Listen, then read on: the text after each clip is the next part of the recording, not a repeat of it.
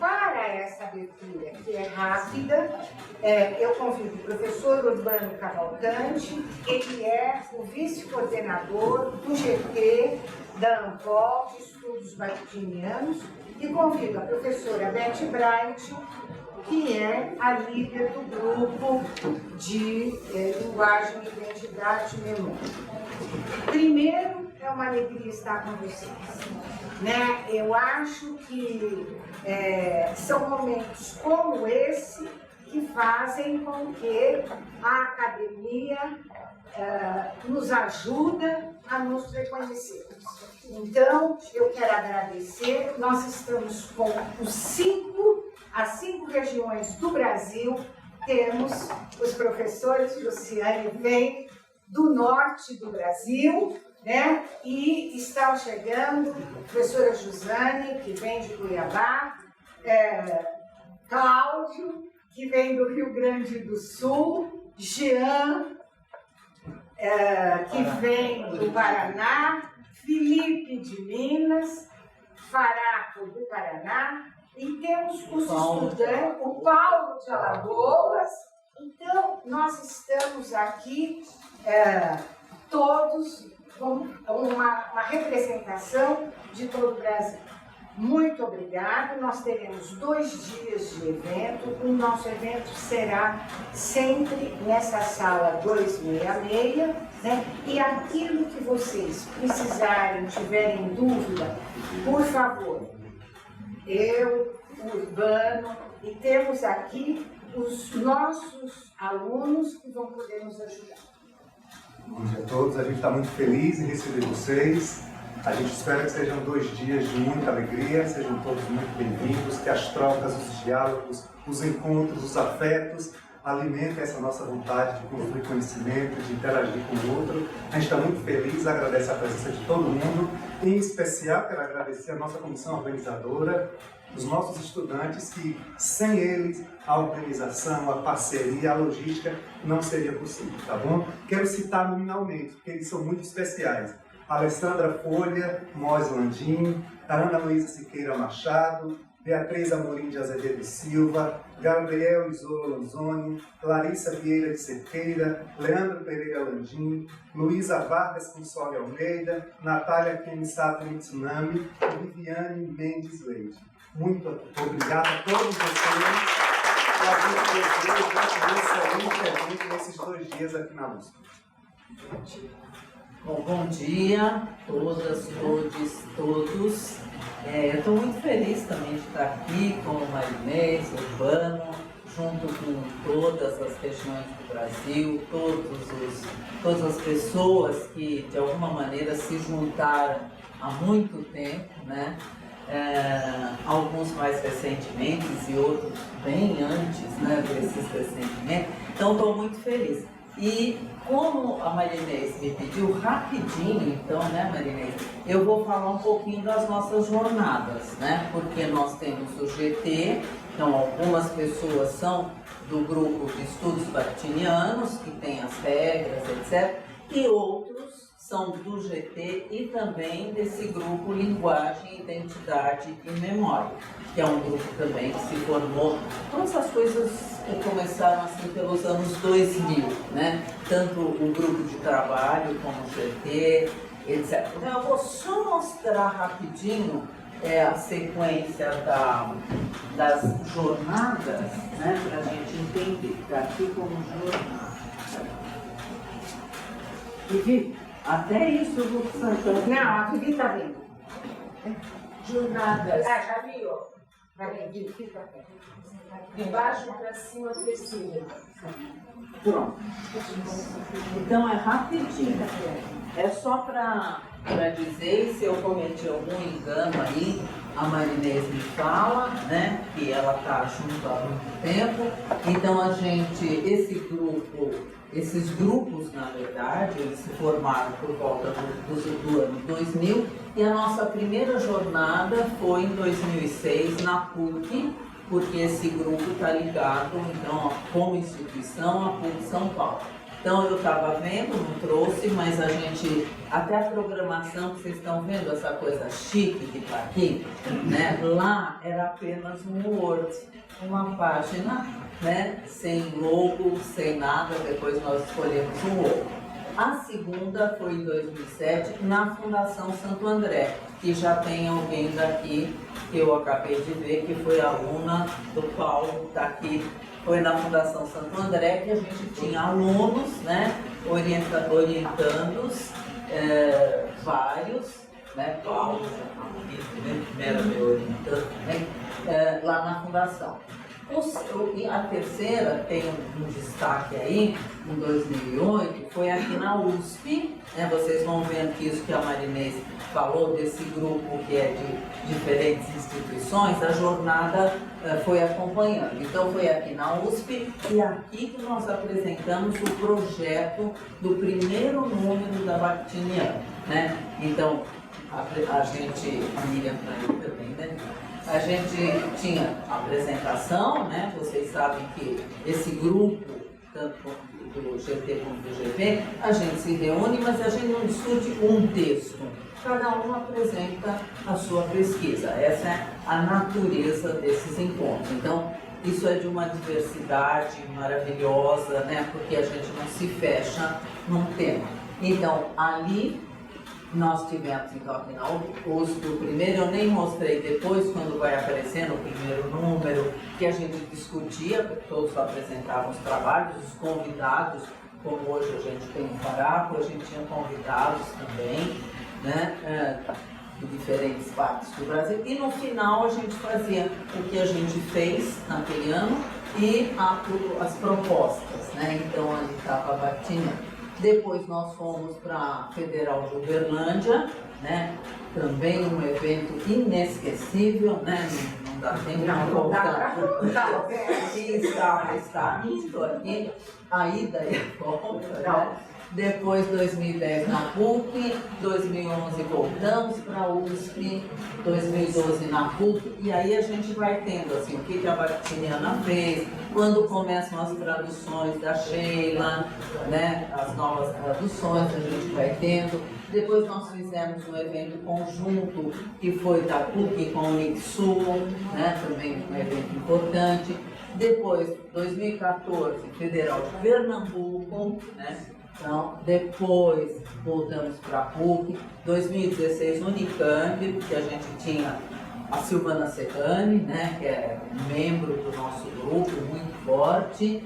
Então isso foi 16, 2017 na Paraíba, fomos para Paraíba, e da 14ª, 2019, na UFBA.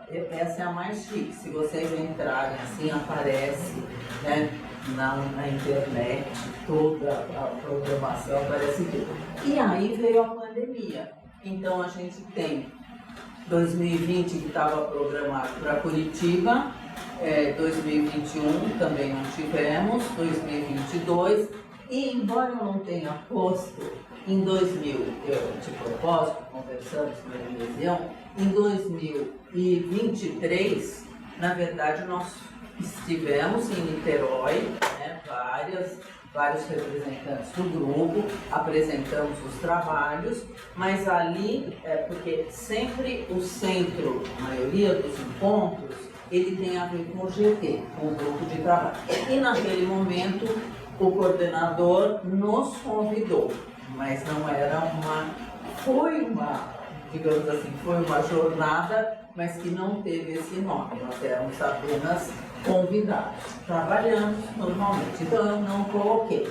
Então, aquela seria a 15ª, essa a 16ª, mas nós consideramos que fomos para Niterói, mas não realizamos como agora uma jornada. Então, essa é a nossa jornada e ela vai tendo, né, ela vai se modificando, não como formato, digamos assim, mas pelas pessoas, pelas pesquisas e pesquisas representativas. E além disso, os representantes, se eu olho para algumas pessoas, eles têm grupos também, né? Então não é o grupo que se fecha no grupo, mas é um grupo que se abre e né, se sustenta também com outros grupos. Então acho que era isso que eu queria falar, que é uma alegria o Marinês, né, Urbano e esse pessoal todo nos ter abrigado, convidado como jornal.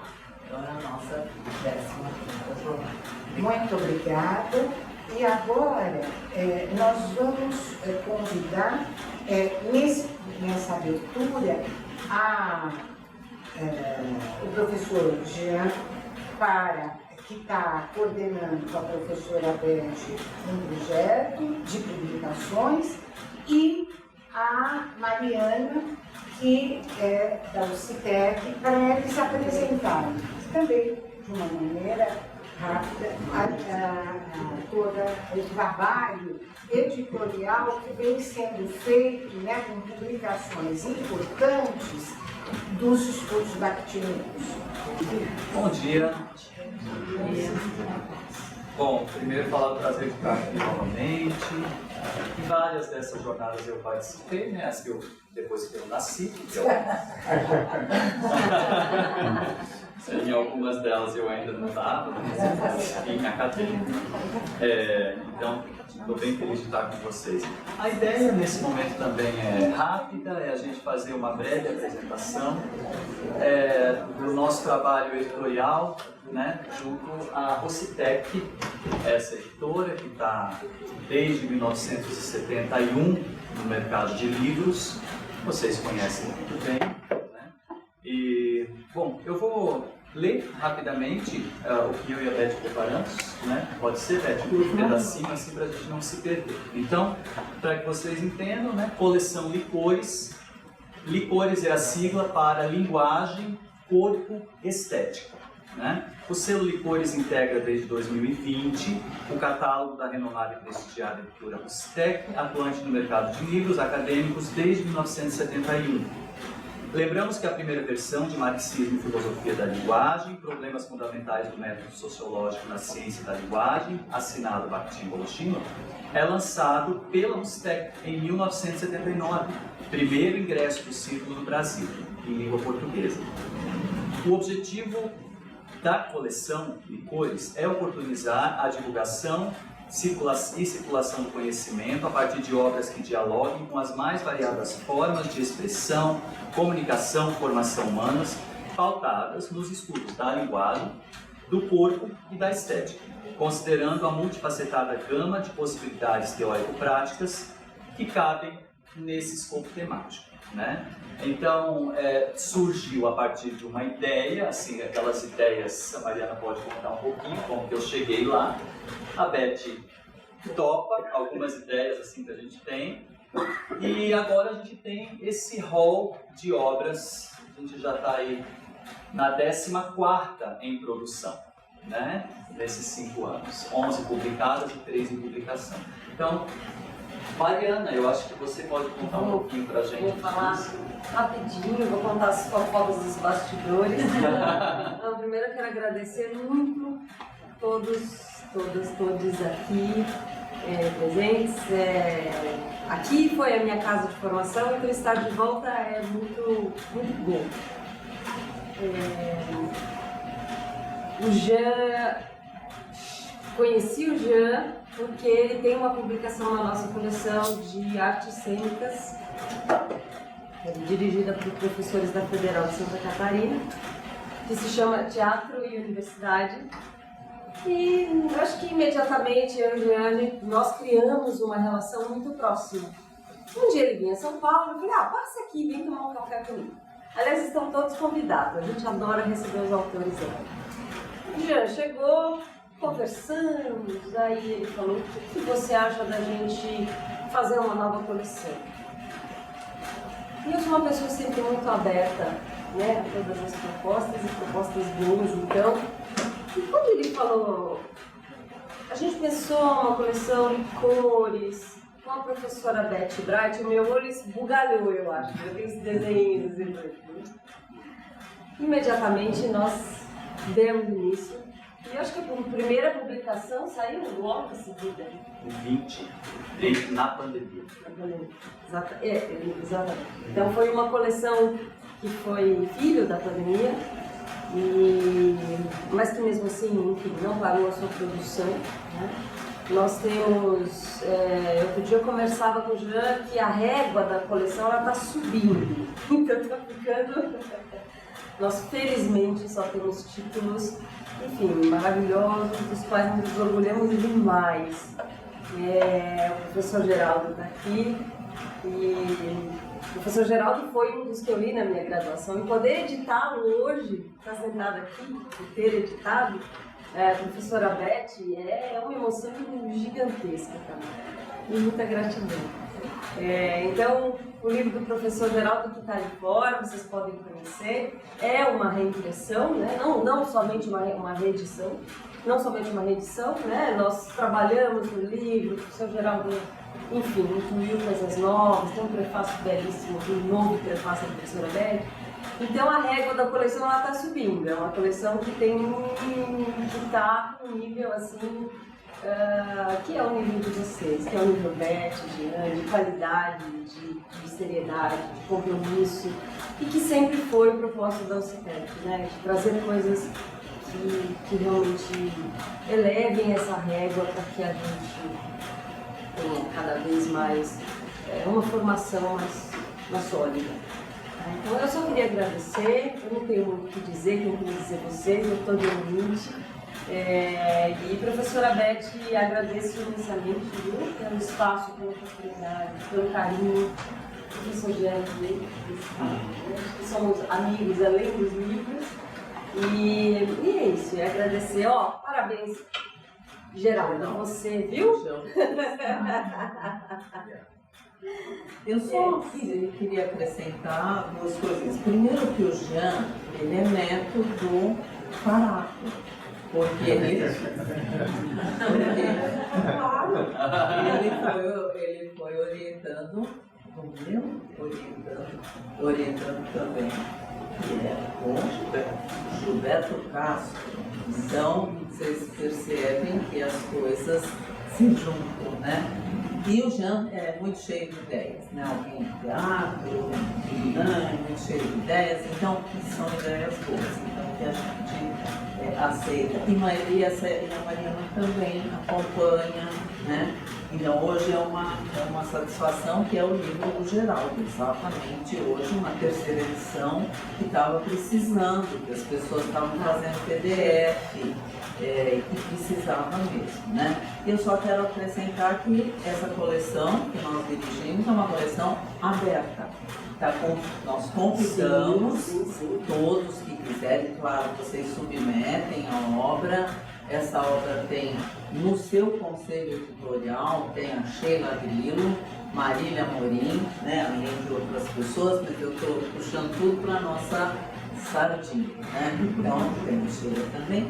Então é uma coleção aberta. Sim, eu queria dizer. E além do Geraldo, a gente tem para breve outros títulos também. Um que nós trouxemos, que foi o anterior, que é sobre o Boris Schneiderman e que é o primeiro texto, o primeiro livro sobre o Boris Schneiderman mesmo, né? Então, produto também de uma tese, no caso da literatura de Moritana, né? Então é isso, agradecer a todo mundo por a gente estarmos juntos nisso. Acho que a gente pode só fazer para finalizar essa fala, né? E para eu finalizar o acordo que eu fiz com a Beth, do que a gente ia falar direitinho aí, né? Situar mesmo, né, que grande parte das obras conta com a participação de membros do GT, Estudos Bakhtinianos da Ampol, e do GT, Linguagem, Identidade e Memória, bem como de seus orientandas de mestrado, doutorado ou pós-docs, né? Então, para vocês terem uma ideia, além da direção minha e da Beth, que somos do grupo, né, já citadas a professora Sheila Grilo e Marília Morim no conselho editorial, nós temos no volume 1, né, contracapa da professora Marília Morim, que é o Linguagem, Corpo e Estética na Educação, né? Temos um texto da professora Cláudia Garcia Cavalcante, que foi orientando a professora Beth Bright. Número 2, Anne Martins Afonso, da Universidade Estadual do Amazonas, que é minha orientanda, tem um texto. No Bakhtin, as Artes do Corpo, que é um texto que eu fiz com a Beth, né? Nós, um texto não, um livro que organizamos juntos, temos capítulos da professora Marília Morim, Vânia Santiago, Carolina Fomin, que foram orientadas da professora Beth, né? O volume 4, estou falando isso porque está tudo ali à venda, tá? Mecanismos Imprevisíveis da Cultura, a primeira tradução de Yuri Lotman para o Brasil, né? Da professora Irene Machado, então tem a contracapa da professora Beth Bright, né?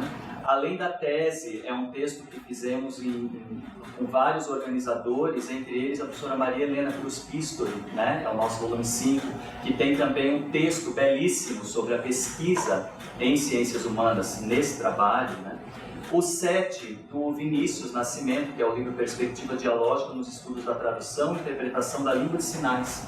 Então tem organização, apresentação, capítulo do Vinícius, contracapa do professor Adail Sobral, capítulo de Vânia Santiago, Carolina Fomin, Beth Bright, Amanda Assis, Luana Manini, né? O 8 é uma tradução, então a gente começa a dar esse foco para traduções e reedições e obras autorais, né? Uma tradução do Dick McCall, também organizada. Quando a gente coloca lá organização e edição, Sr. Jean, Sra. Beth, é porque, né, envolve direito autoral, envolve verba, a Mariana sabe bem como é que é isso, envolve um trabalho com editoras internacionais, né? E daí temos Boris Schneider, o nosso volume 10, que já é um sucesso, né? Que a professora Beth Bright fez o prefácio e contracapa, é da Maria Aparecida Fernandes, e agora, introdução à teoria do enunciado concreto, né? Do nosso Geraldo Tadeu Souza, que eu fiz a contracapa, estou tão feliz de ter feito a contracapa. A Mariana, o Jean, você já fez, mas é eu mesmo que vou fazer, né? Você mesmo. Então, né, a gente fica muito feliz, né? E em publicação, então, a gente tem discursos de mulheres, posso falar? Né? Discursos de mulheres negras, de autoria de Tânia Regina Barreira e Rodrigues e Beth Bright. Esse é o próximo já, né? Próximo já. Aí. A gente tem uma tradução em andamento chamada Introdução ao Pensamento de Bakhtin, título provisório, é do Ken Hitchcock, né? A professora Maria Inês e o professor Paulo Stella estão tocando essa tradução, trabalhando muito, suando bastante, mas já, né, direito, tudo ok, contato com o editor internacional, tudo ok, e a gente acha que em 25 vai estar no ar, né? Esse aqui seria o nosso 13. E o 14 também uma tradução, que é uma proposta que veio da Bélgica, chama Do Ato ao Atuar, Orientações de Jean Fabre para Performers do século XXI. Quem está fazendo essa tradução é a professora Larissa Cavalcante. Um texto que nos veio uma grata surpresa, né? Uma proposta para a editora, para a gente trabalhar com esse texto. E tá aí. Então, esperamos que cada novo tipo da coleção de cores venha compor esse conjunto de publicações de forma a contribuir para o avanço científico nas áreas correlacionadas, né? Eu acho que só citar isso, que a insistência na produção e circulação de livros parte da compreensão de que o trabalho editorial, em sua forma física, a do objeto livresco, é também parte estrutural da artesania da ciência, que remonta às ideias e ideais vinculados à biblioteca, ao acervo, à memória e, portanto, à construção da identidade e da performance intelectual acadêmica, né? Então, Mariana está aqui representando esse lugar que faz livros, né? A pessoa que vive para fazer livros, e eu acho que é uma insistência da qual a gente não pode abrir mão, né? Eu queria só fazer um último comentário, que eu acho que é importante, participa disso tudo aqui, que é um livro que nós lançamos tem talvez 1 mês, 2 meses, que é o livro Beth Bright. E para quem não conhece, eu convido a conhecer. É um senhor livro. O que a gente trouxe acabou agora já, não temos mais. Mas amanhã eu trarei mais. Então, reservem os seus. Não é só uma homenagem à professora, mas é um registro de toda a contribuição que ela nos dá. esse é um livro que não poderia estar na coleção Licores, porque ela é dirigida pela professora Beth Bright.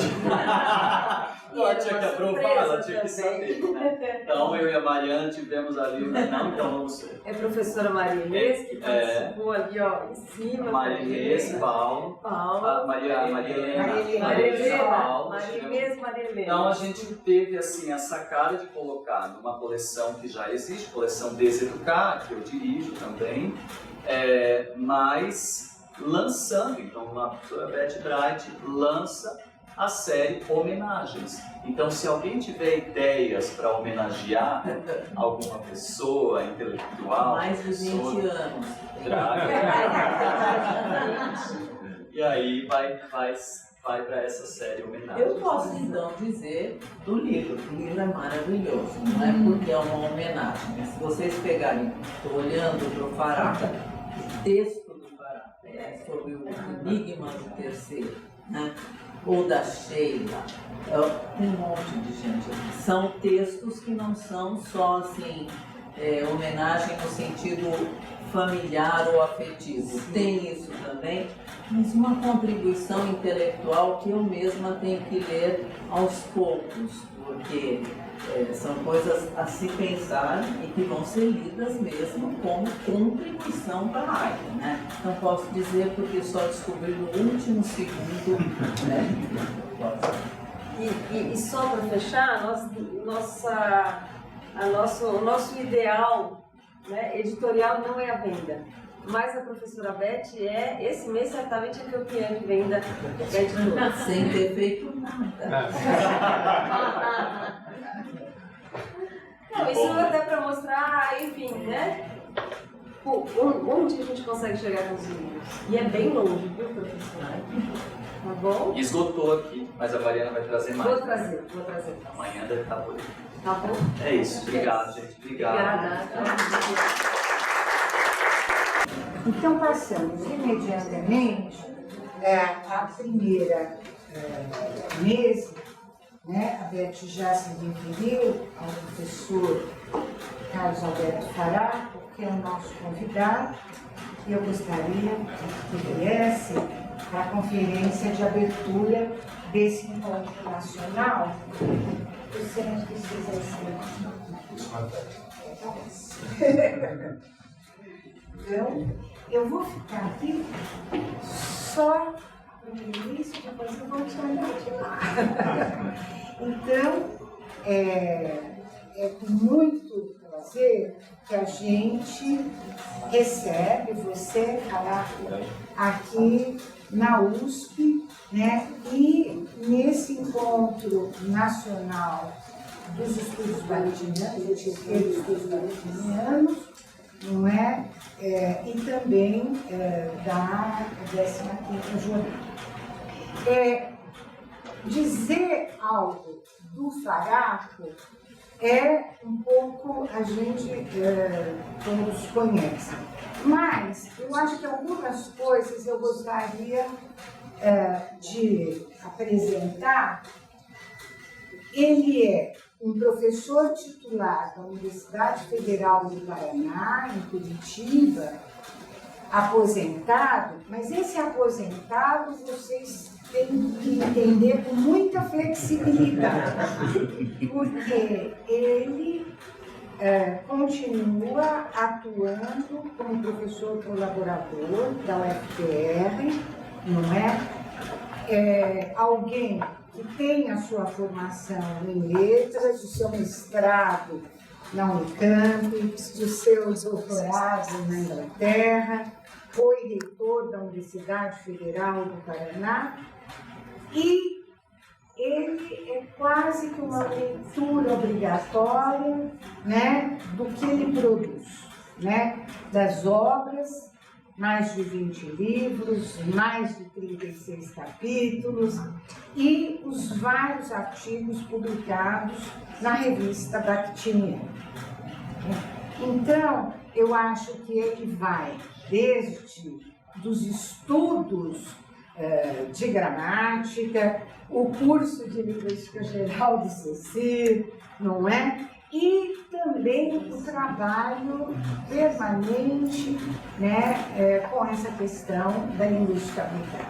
Então, Fará, não posso deixar de dizer, quero falar isso.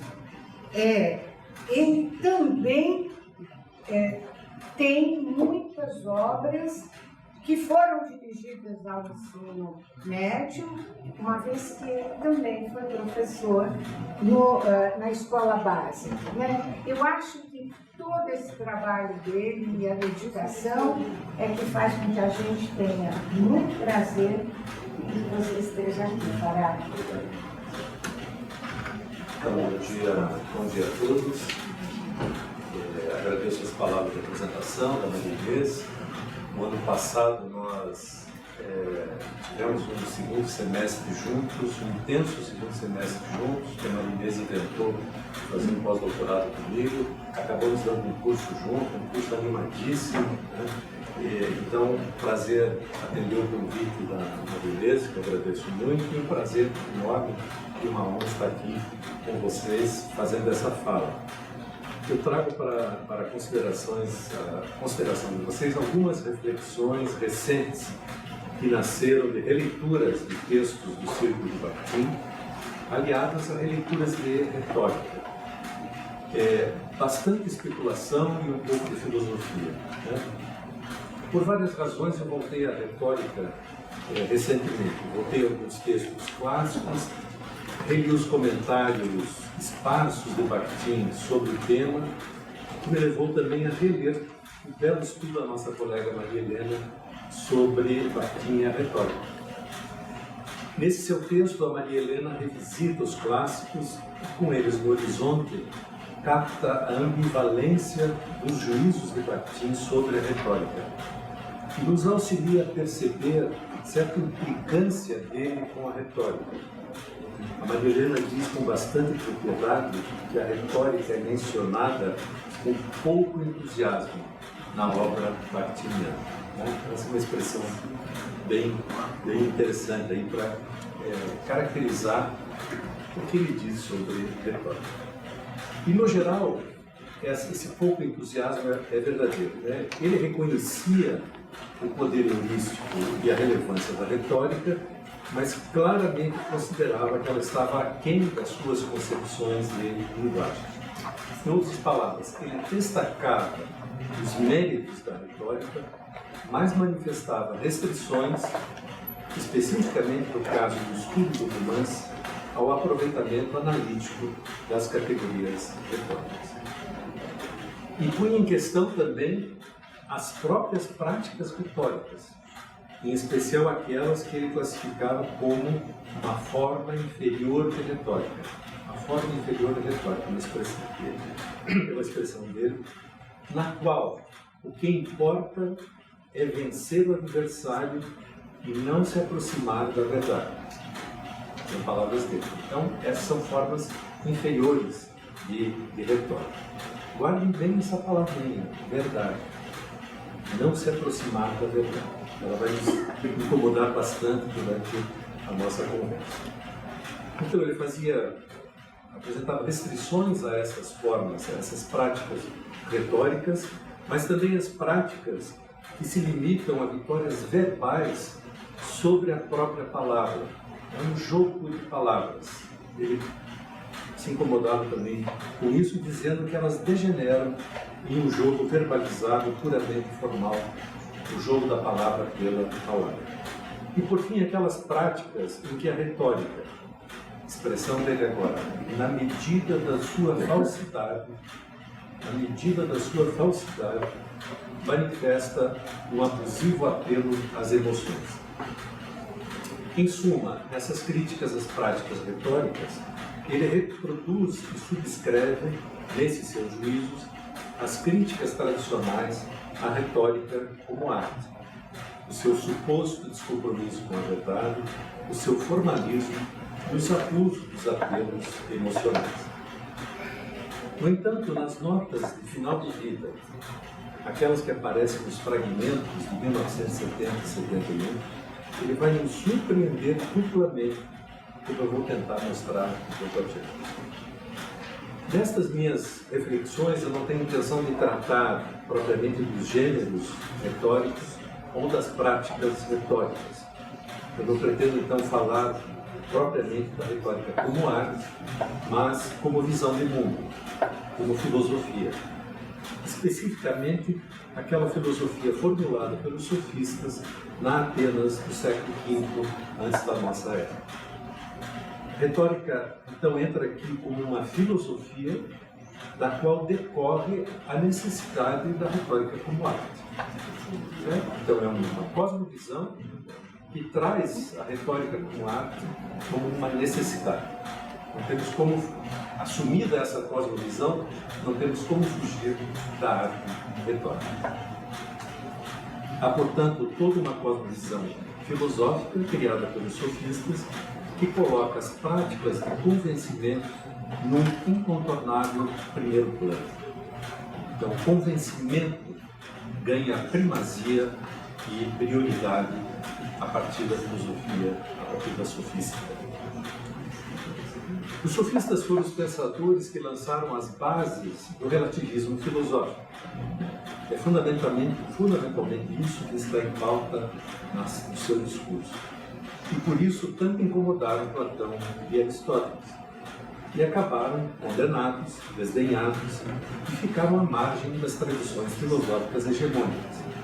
Talvez por isso alguém possa achar abusivo considerar a filosofia o pensamento dos sofistas. Quem é mais de raiz platônica aristotélica vai certamente estranhar. No entanto, desde o início do século XX, houve um reencontro e uma releitura positiva dos sofistas. Posteriormente, Foucault dirá na ordem do discurso que é preciso trazer o sofista de volta à praça pública. Acho essa imagem muito bonita do Foucault, trazer o sofista de volta à praça pública. Ficou escanteado, ficou desdenhado, ficou condenado, mas é importante trazê-lo de volta à praça pública. Eu sigo então aqui nesta fala essa orientação do Foucault de trazer o sofista de volta à praça pública, ou seja, reapreciar o relativismo filosófico e reavaliar a relevância da arte retórica. Mas eu quero ir mais além. Eu vou tentar defender que Bakhtin é um pensador de estirpe sofista. Um pensador que reescreveu em outra chave, na dinâmica do eterno retorno, algumas das principais propostas do relativismo filosófico da sofística. Meu ponto de partida para formular essa tese é uma tomada de posição, tanto quanto radical, frente ao tema da refração e da axiologia, das axiologias. Desenvolvendo uma reflexão que, na esteira de Bakhtin, elimina os absolutos. No primeiro momento, quero revisar rapidamente as considerações esparsas de Bakhtin sobre a retórica. No segundo momento, vou expor os princípios gerais constitutivos de uma visão de mundo sofista e, por fim, tentar defender a minha tese. Talvez a primeira menção de Bakhtin à retórica nunca é texto longo, bem elaborado, bem trabalhado, é sempre coisa esparsa, né? Mas no momento em que ele trabalha um pouco mais sistematicamente, aparece no texto o discurso no romance, escrito em meados da década de 1950. Logo de início, Bakhtin, a propósito da originalidade estilística do discurso romanesco, ele diz que essa originalidade estilística escapa aos pesquisadores da estilística tradicional, que não reconhecem sequer significação estética ao romance. Certo? Então eles não enfrentam a originalidade estilística porque nem sequer reconhecem o romance como uma obra de arte. Na sequência, ele explicita então o dilema que o romance traz para a estilística e para a filosofia do discurso. O dilema qual é? Palavras dele. Ou reconhecer o romance como um gênero não literário ou pseudo-literário, ou rever radicalmente a concepção do discurso poético que fundamenta a estilística tradicional e determina todas as suas categorias. Esse é o dilema. Ou exclui o romance como obra literária, ou mexe no discurso poético tradicional. No entanto, Bakhtin destaca que, em geral, os pesquisadores da estilística tradicional nem se dão conta desse dilema e propõem soluções inadequadas para dar conta do romance, em especial aquelas propostas vindas da linguística e da poética idealistas. Introduz, então, aí nesse ponto ele introduz a possibilidade de se resolver o dilema apelando, palavras dele, apelando à esquecida retórica, e reinvestindo-a em seus antigos direitos. Esquecida retórica, antigos direitos, o que implica permanecer na velha concepção do discurso poético. É um vocabulário assim do passado, esquecido, antigos, velha concepção do discurso poético, relacionando as formas retóricas, tudo que na prosa romanesca não se enquadra no leito de propúsculo das categorias tradicionais da estilística. São palavras dele, que eu acabei de citar. Tal solução que exclui o romance da poética e o considera como forma puramente retórica, nos diz Bakhtin, é incorreta. Embora tenha méritos indiscutíveis. Então, é ruim, é incorreta, mas tem méritos indiscutíveis. Em primeiro lugar, porque ao apelar às categorias da retórica, você deixa claro e explícito as inadequações dessas categorias para tratar do romance. Então já é um ganho. Né? Ao apelar a elas, tentando trabalhar o romance com elas, você vê que não funciona, então já é um grande ganho. No entanto, tem um segundo mérito, que é o grande significado eurístico das formas retóricas. E aqui, surpreendentemente, o Bakhtin se abre para um elogio quase desmesurado à retórica, nesse trechinho aqui. Palavras dele. O discurso retórico, tomado como objeto de estudo em toda a sua viva diversidade, pouco antes era a esquecida retórica dos seus antigos direitos, velha concepção, agora é na sua viva diversidade. O discurso retórico, tomado como objeto de estudo em toda a sua viva diversidade, não pode deixar de exercer uma influência profundamente revolucionária sobre a linguística e a filosofia da linguagem. Certo? Agora virou uma coisa profundamente revolucionária sobre a linguística e a filosofia da linguagem. Nas formas retóricas, agora vem uma ressalva. Quando enfocadas de modo correto e não preconcebido, eu fico pensando o que quer dizer abordar a retórica de forma correta e não preconcebida. Seria deixando de lado toda a tradição que os desdenhou, que os condenou, é isso que quer dizer. Então, vamos tomar a retórica como uma coisa importante.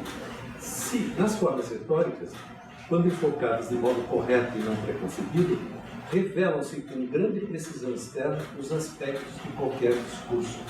Por isso tem um impacto profundamente revolucionário sobre a linguística e a filosofia da linguagem. Por quê? Porque revela a dialogicidade interna do discurso, que até hoje não foram suficientemente considerados e compreendidos no tocante a seu imenso peso específico na vida da linguagem. Claro, está escrevendo isso em 1930. Isto resiste à importância metodológica e heurística das formas retóricas para a linguística e a filosofia da linguagem. Elas impactam profundamente, revolucionariamente, a linguística e a filosofia da linguagem, que trazem a questão da dinâmica do discurso como tema. E ele conclui esse trecho apontando o terceiro mérito de trazer a retórica para o estudo do romance. O terceiro mérito é que toda a prosa literária e o romance tem mais estreito parentesco genético com as formas retóricas. Então há uma ligação, uma estreitíssima interação, diz ele, pacífica ou em lutas com os gêneros retóricos vivos Isso não cessou de acontecer e não foi talvez menor em sua interação com os gêneros literários. Então veja que ele começa dizendo que a retórica não serve para o estudo do romance, mas ele recupera os dois méritos, os dois últimos méritos, ele recupera a retórica como alguma coisa importante. Apesar desses indiscutíveis méritos, Bakhtin vai dizer que a originalidade do discurso romanesco é irredutível ao discurso da retórica. Ela tem poder heurístico, mas não nos fornece instrumentos adequados para dar conta do romance. E isso por quê? Ele vai dizer um pouco à frente desse mesmo texto. Isso porque os gêneros retóricos não incorporam a heteroglossia como elemento constitutivo. Então, essa é uma afirmação dele. Esse é o problema dos gêneros retóricos. Tudo muito interessante, mas como eles não incorporam a heteroglossia como elemento constitutivo, eles têm esse mal de raiz, vamos dizer assim, para o que é o seu interesse. Ele vai fazer essa última afirmação no momento em que está tratando da palavra anteriormente bivocal. Ele diz que, embora a palavra anteriormente bivocal seja característica da heteroglossia introduzida no romance, ela pode ocorrer também num sistema linguístico fechado pluriúnico. Fechado pluriúnico. Adjetivos dele. Estranho, esse sistema estranho ao relativismo da consciência prosaica, como nos gêneros poéticos e nos gêneros retóricos. Nesses últimos, a palavra anteriormente bivocal, palavras dele, não é fecundada, certo? Não é fecundada por uma relação profunda com as forças da formação histórica que estratificam a linguagem. Ela ocorre nesse tipo de discurso, mas ela não é fecundada por estas tais forças da formação histórica que estratificam a linguagem. Um pouco antes dessa passagem, no texto, ao afirmar que todo discurso está voltado para uma resposta e não pode evitar a influência profunda do discurso responsivo antecipado, Bakhtin comenta que todas as formas retóricas estão, sim, direcionadas para o ouvinte e sua resposta. No entanto, ele as classifica de monológicas, pelo fato de o ouvinte entrar nelas como alguém que compreende passivamente, e não como alguém que responde e objeta ativamente. Então, dizer, perde-se assim a força essencial na formação do discurso, que é a interpretação ativa e responsiva. Só uma questão filológica, vocês observaram quantas vezes ele usou o adjetivo profundo, né? Profundamente revolucionária, uma relação profunda com as forças da formação histórica que estratificam a língua, e a influência profunda do discurso responsivo antecipado. Bom, na sequência ele ainda vai falar da presença do discurso do outro nos gêneros retóricos. E ele vai dizer: os gêneros retóricos conhecem as formas mais diversas de transmissão do discurso do outro. Ele analisa, inclusive, algumas formas, mas aponta um problema que ele detecta nelas, em contraste com o que se dá no romance.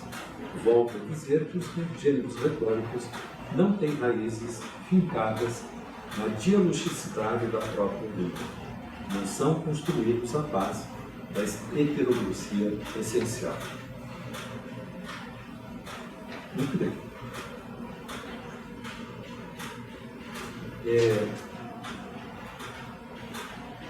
De repente, Bakhtin larga a mão de falar de retórica e volta a falar de retórica, a mencionar retórica nos fragmentos de 1970 e 71.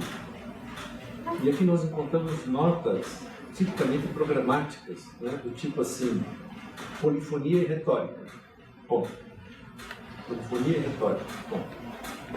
O discurso retórico e o discurso romanesco. Ponto. A persuasividade da arte e a persuasividade da retórica. Bom, a discussão retórica e o diálogo sobre as últimas questões. Certo? As últimas questões. Quem tinha aí um certo interesse pela metafísica, né? As últimas questões. Essas anotações revelam que nos últimos anos da sua vida, a retórica e as suas contraposições, a polifonia, o discurso romanesco, a persuasividade da arte e ao diálogo sobre as últimas questões, ainda estavam em suas preocupações. Ele tinha lá suas implicâncias com a retórica, mas continuava considerando pertinente discuti-la na relação aos seus grandes temas, embora naquela altura da vida já não tivesse fôlego para fazer avançar a discussão. No entanto, é curioso observar nestas mesmas notas, ele diz o seguinte, abre aspas, o discurso retórico argumenta do ponto de vista do terceiro. Fecha aspas. O famigerado terceiro. Mas vejam bem a frase dele, é uma frase bonita, ponto. O discurso retórico argumenta do ponto de vista do terceiro.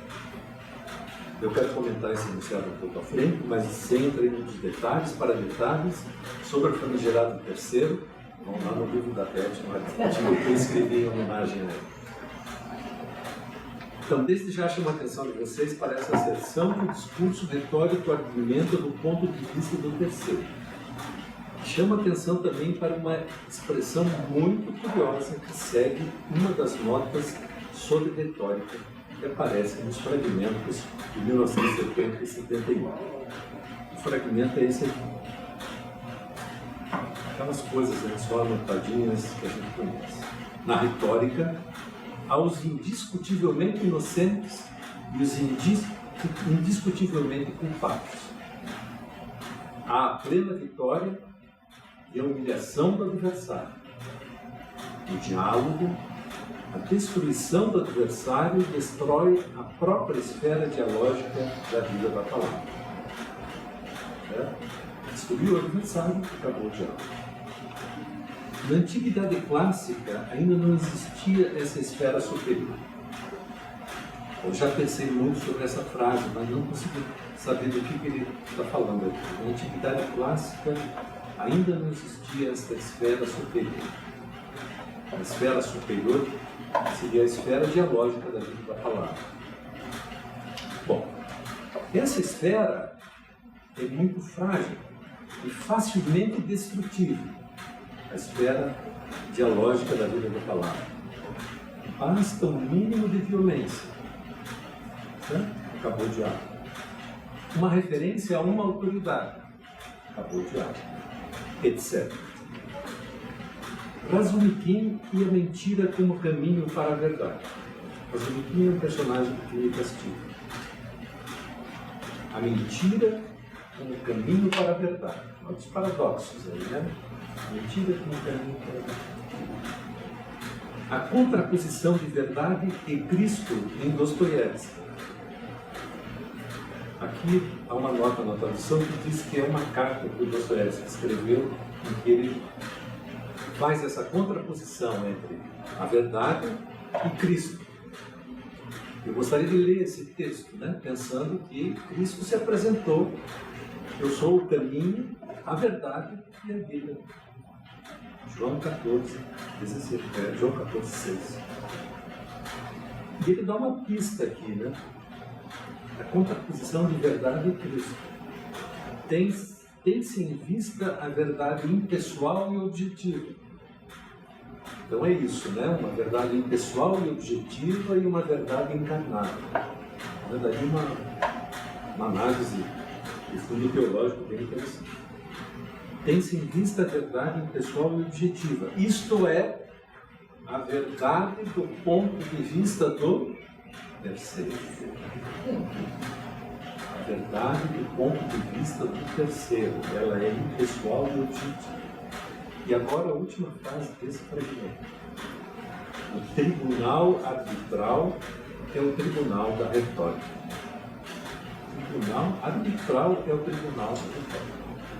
Então, se há uma contraposição entre mentira e verdade, se há uma contraposição entre uma verdade e Cristo, o tribunal arbitral é o tribunal da retórica. Nós entramos, portanto, no universo do convencimento. E eu pego essa última expressão como gancho para começar a introduzir as coordenadas gerais da filosofia dos sofistas e articulá-las com o pensamento do batismo. De certa forma, essa asserção de que o tribunal arbitral é o tribunal da retórica pode parecer um tanto quanto surpreendente, considerando que depois de levantar restrições à retórica, Bakhtin dá de repente a ela o poder de arbitrar discursos contrapostos. É como se ele estivesse resgatando a retórica para certos fins. Não serve para o romance. Mas veja bem, para arbitrar é importante. Algumas páginas adiante, em outra nota sobre o discurso retórico, no momento em que ele faz referência ao que ele chama de uma forma inferior de retórica, na qual, como vimos, se importa apenas vencer o adversário, ele diz: nas formas mais elevadas, chega-se a uma solução do problema que pode ser uma solução histórica temporal, mas não se chega às últimas questões, onde a retórica é impossível. Essa frase é interessantíssima, hein? Ou seja, Bakhtin reconhece que há formas inferiores e formas superiores de retórica. E essas formas superiores nos permitem encontrar soluções para determinadas questões, especificamente para aquelas questões atravessadas por temporalidade, por historicidade. Mas nunca para as últimas questões, quando a retórica, diz ele, é impossível. Aqui eu fico sempre em dúvida sobre como interpretar essa afirmação do Bakhtin, de que a retórica não serve para as últimas questões, onde ela é impossível. Não sei se ele está dizendo que as últimas questões, elas são aporéticas e não há, portanto, espaço para arbitragem, porque elas são indecidíveis. As últimas questões são aporéticas, são indecidíveis, então não há lugar para convencimento, para debate, não há lugar para retórica, é impossível. Ou se ele está expressando uma crença de fundo aristotélica. A retórica tem seu valor, mas nunca para tratarmos das questões últimas, que são, na visão agora aristotélica, atemporais e universais. Aquelas em que não há, portanto, necessidade de arbitragem. Elas são, eu sou aquilo que é, então elas são, não tem nada que arbitrar.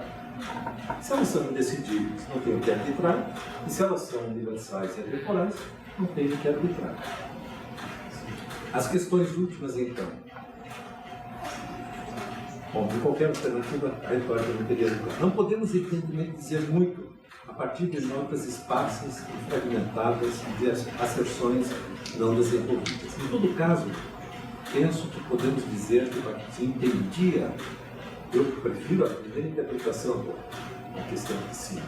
As últimas são aporéticas, porque eu acho que ele tendia fortemente para o relativismo filosófico, claramente expresso, entre outros de seus arcabouços conceituais, a sua concepção de linguagem como heteroglossia e heteroglossia dialogizada,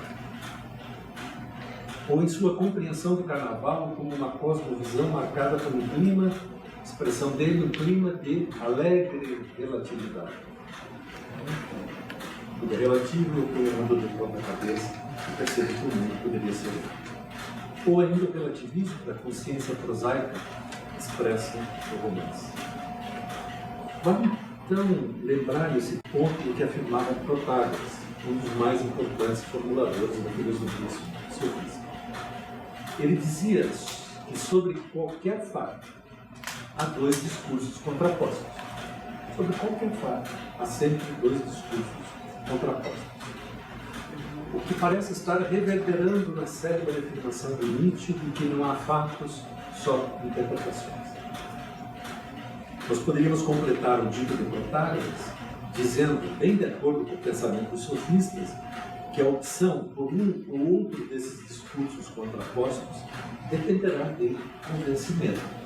Dependerá, portanto, do exercício qualificado da arte retórica.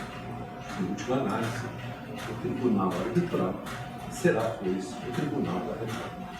Ora, o reconhecimento da existência de dois discursos contrapostos a propósito de qualquer fato expressa, no fundo, aquilo que vinha à luz por meio do pensamento dos sofistas, ou seja, a consciência da relatividade dos valores, a consciência de que não é possível falar em termos de verdade absoluta, a consciência de que nossa relação com o mundo é sempre refratada por diversidade, pela diversidade das nossas axiologias a propósito do mesmo fato. Axiologias que são precisamente as forças da formação histórica que estratificam a linguagem para aproveitar a expressão de Bakhtin que mencionamos no governo. E notem que em toda a discussão do Bakhtin, em que a questão axiológica entra, nunca há uma hierarquização. Ele nunca discute vozes superiores, axiologias superiores. Ele discute diversidade de axiologias, ele discute a luta das axiologias, mas ele não expressa em nenhum momento superioridade. Devemos desconfiar disso. Tal postura não podia, obviamente, ser aceita por Platão e Aristóteles. Daí, eles vilipendiaram os sofistas, rebaixaram a arte retórica, da qual os sofistas eram mestres e praticantes. No fundo, porém, o que estava em questão entre Platão e os sofistas não era a arte retórica, mas sim duas visões do mundo. De um lado estava a perspectiva dos sofistas de que o ser humano é a medida de todas as coisas, o famoso dito do Protágoras. Ou seja, nada nos transcende.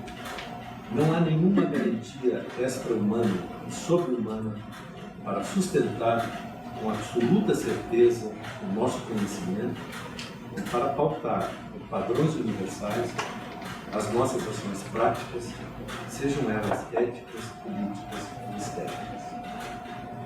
Nós estamos nus na clareira, para usar a metáfora do raio de Deus, que os sofistas diziam, nada nos transcende. Do outro lado da trincheira estava Platão, defendendo a sua visão do mundo, que se fundava precisamente no pressuposto da existência de uma verdade que nos transcende, de uma verdade universal, atemporal, absoluta, acima das conjunturas históricas e socioculturais. O esforço de Platão era no sentido de tentar fundar ontologicamente a contraposição entre o verdadeiro e o falso. Na perspectiva platônica, o nosso conhecimento está sim garantido se ele se conforma a essa verdade universal, atemporal, absoluta, que nos vem do imaginário mundo das formas ideais. Imaginário do imaginário mundo das formas ideais que nos transcendem e nos precedem e são independentes do fluxo histórico e sociocultural dos tempos. Por outro lado, nossas ações, nessa perspectiva universalizante de Platão, têm sua justeza garantida se estiverem pautadas pelo bom, pelo justo e pelo belo, todos os três com letra inicial maiúsculo, porque eles criam exatamente valores universais transcendentes e absolutos, o bom, o justo e o belo. Ainda hoje nos debatemos, no fundo, entre essas duas visões de mundo. A visão de inspiração platônica, das certezas inquestionáveis, das verdades absolutas, de um saber garantido extra e supra-humanamente, das balizas indisputáveis para as nossas ações éticas, políticas e estéticas. De outro lado, a visão da inspiração sofista, das certezas relativas e temporais, do saber plausível, da verdade probabilística, das muitas verdades, para usar a expressão do Medvedev, para puxar a sardinha para o universo do círculo, das balizas cultural e historicamente desenhadas para as nossas ações éticas, políticas e estéticas. Uma perspectiva humana, demasiadamente humana. Uma visão de mundo que assume a condição humana sem escamotear a sua historicidade, o seu enraizamento sociocultural, suas limitações e a sua finitude. filosofar com o pé no chão, não abstrato, não isolado da vida concreta, da vida vivida, tão apreciada por Bakhtin, da vida prática das comunidades humanas em sua imensa e intrínseca diversidade. Então, se o ser humano é a medida de todas as coisas, se nossas experiências históricas e socioculturais não são uniformes e homogêneas, mas multiformes e heterogêneas, se respondemos com diferentes quadros valorativos às nossas experiências históricas e socioculturais, se, como diziam ainda os sofistas, nunca julgamos as coisas do mesmo modo, é inevitável que haja não apenas dois, mas muitos discursos sobre o mesmo fato. Ou seja, é inevitável a heteroglossia, a estratificação axiológica da linguagem, para pormos isso em diapasão bakhtiano. Somos, por tudo isso, seres da controvérsia, da polêmica, dos conflitos. Estamos constantemente sendo chamados aos tribunais arbitrais. Estamos constantemente sendo interpelados por práticas retóricas que almejam nos conquistar por determinadas linhas de convencimento para este ou aquele discurso. De novo, para pôr isso num diapasão bakhtiano, a heteroglossia dialogizada é o caldo do qual não escapamos. Aprendemos com Bakhtin, então, que o tribunal da retórica argumenta do ponto de vista do terceiro. Depois que eu entendi o terceiro, eu acho que é uma contribuição absolutamente fascinante do Bakhtin para a retórica como filosofia e como arte. Que até onde observo não repercutiu, talvez não repercuta. Falar num fragmento perdido, num texto perdido, mas outro dia lendo um livro do Oswaldo de Acóia sobre Nietzsche, sobre perspectivismo do Nietzsche, eu dizia, pô, mas se você tivesse um terceiro aqui, o discurso arredondo. O terceiro discurso arredondo. Enfim. O terceiro, também chamado de supradestinatário na tradução brasileira, pode ser entendido como aquele quadro de referência que transcende o imediato das relações dialógicas. Por isso ele falou lá atrás que era a verdade impessoal e objetiva. Né? É alguma coisa que está além, acima do imediato das nossas relações, dialógicas. Né?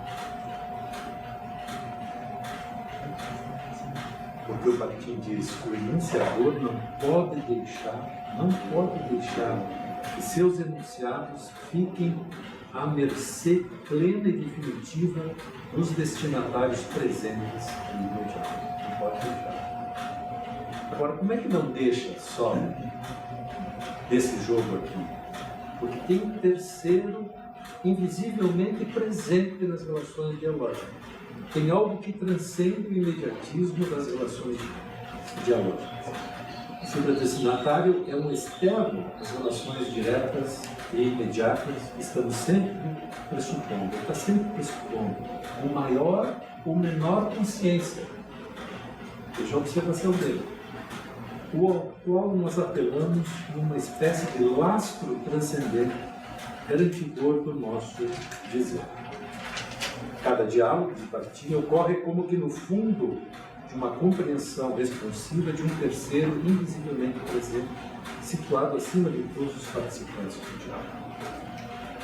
Se o tribunal da retórica argumenta do ponto de vista do terceiro, a disputa efetiva não está entre os enunciados proferidos, mas sobre qual terceiro vai lastrear o nosso dizer. Qual terceiro vai lastrear nossas relações dialógicas. Qual terceiro? Lembrando que, palavras dele, em diferentes épocas, olha a historicidade aí, em diferentes épocas e sob diferentes concepções do mundo, ao relativismo dele. Esse supradestinatário e a sua compreensão responsiva idealmente verdadeira. Idealmente verdadeira. Não verdadeira, idealmente verdadeira. ganha diferentes expressões biológicas concretas. E ele arrola algumas dessas expressões. Deus, a verdade absoluta, o julgamento da consciência humana imparcial, o povo, o julgamento da história, etc. Quem é do tempo lembra que quando Fidel Castro foi preso, invadiu Cuba, ele foi preso, no julgamento ele se apresentou como advogado de defesa de si mesmo. Qual foi o terceiro que ele apresentou no seu discurso? O julgamento da história. Ele arremata o discurso de defesa. O julgamento da história me dirá se eu sou certo ou se eu estou errado. Só um exemplinho assim, Algemira. No tribunal da retórica, a pergunta é então, em cada uma das circunstâncias dos nossos embates retóricos discursivos, qual é o terceiro que está invisivelmente presente? É Deus? É a verdade absoluta? É o julgamento da consciência humana imparcial? É o povo? É o julgamento da história? É a ciência? É a Constituição? É a Declaração Universal dos Direitos do Homem? O que é, né? Notem que a compreensão responsiva do supradestinatário então é qualificada por Bakhtin como idealmente verdadeira. Não é, portanto, necessariamente ontologicamente verdadeira. Ela é idealmente verdadeira. Ou seja, nós a assumimos imaginariamente como verdadeira. E essa verdade ideal tem diferentes expressões biológicas concretas em diferentes concepções do mundo. Então, nas nossas relações dialógicas está, portanto, invisivelmente presente um certo ter por verdade. Idealmente verdadeiro. Ter por verdade, que é a verdade absoluta lastreia do discurso. Que a ciência lastreia do discurso. Deus lastreia do discurso. Na lista dessas expressões biológicas concretas, Bakhtin arrola a verdade absoluta. E essa qualificação pode parecer paradoxal num discurso que qualifica o terceiro como idealmente verdadeiro. O que a verdade absoluta está fazendo ali? Veja, ela é uma expressão ideológica do supradestinatário. É uma criação histórica e expressa determinadas concepções do mundo. Basta pensarmos em certas concepções de mundo que andam ressoando ao nosso redor, cujo lastro idealmente verdadeiro é precisamente assumir, né, a crença de uma verdade absoluta.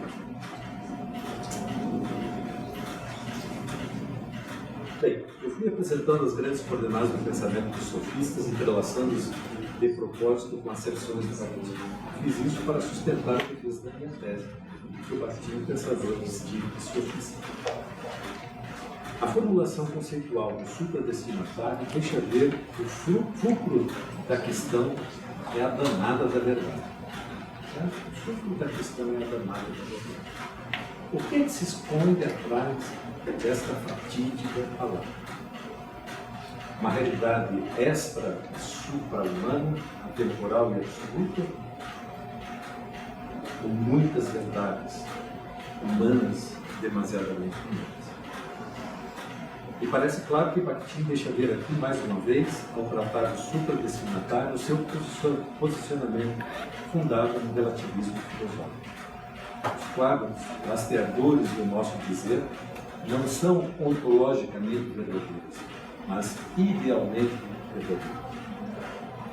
Em outras palavras, nós os tomamos como verdadeiros, nós os temos como tais. E como nossas concepções de mundo não coincidem necessariamente, haverá inevitáveis divergências sobre o que tomamos como idealmente verdadeiro em cada confronto. E se não tiver acerto, não há relação dialógica possível. Certo? Não há relação dialógica possível. Pense na questão da sua ciência. Se o terceiro, ciência, não for idealmente verdadeiro para os interlocutores, não tem como encaminhar convencimento nessa área. Você primeiro tem que convencer sobre o supradestinatário. para depois poder discutir as vacinas. Né? Desse modo, o núcleo de qualquer disputa é precisamente sobre qual terceiro prevalecerá, sobre qual dos muitos supradestinatários funcionará como árbitro o tribunal da retórica dos nossos dissensos. Caberia aqui conjugar essas considerações com as discussões que Bakhtin faz no capítulo A Ideia em Dostoiévski, que diz os problemas da poética de Dostoiévski, e em especial a discussão crítica que ele faz do idealismo filosófico. Nós já estaríamos entrando em outra tese. Me contento com a citação de uma asserção que aparece logo no início do capítulo. Bakhtin diz assim: a verdade sobre o mundo, segundo Dostoiévski, é inseparável da verdade do indivíduo. A verdade sobre o mundo é inseparável da verdade do indivíduo. Eu nunca sei bem se o Bakhtin, com esta frase, está apenas reportando Dostoiévski, ou se ele está recortando e subscrevendo Dostoiévski. Também ele diz que a verdade do mundo é inseparável da verdade do indivíduo. Ao ler, porém, a discussão crítica do idealismo filosófico na sequência do capítulo, eu penso que é a segunda alternativa, que ele recorta e subscreve. Assim, não é à toa que Bakhtin, sempre que trata da significação do enunciado, estipula dois planos interligados e presentes em qualquer enunciado. O plano que ele chama, de algumas vezes, semântico objetal, outras vezes semântico concreto, outras vezes semântico basilado, e o outro plano expressivo ou valorativo. O primeiro é o significado que decorre das palavras, formas da língua, e o segundo é o significado que decorre da expressão verbal da relação axiológica do sujeito no discurso com o objeto em pauta. Ou seja, a verdade sobre o mundo é inseparável da verdade do indivíduo. Aquilo que dizemos sobre o mundo é inseparável da nossa verdade. Se passarmos dessa doutrina da significação para a notação do Voloshinov, diremos que o signo reflete e refrata o mundo.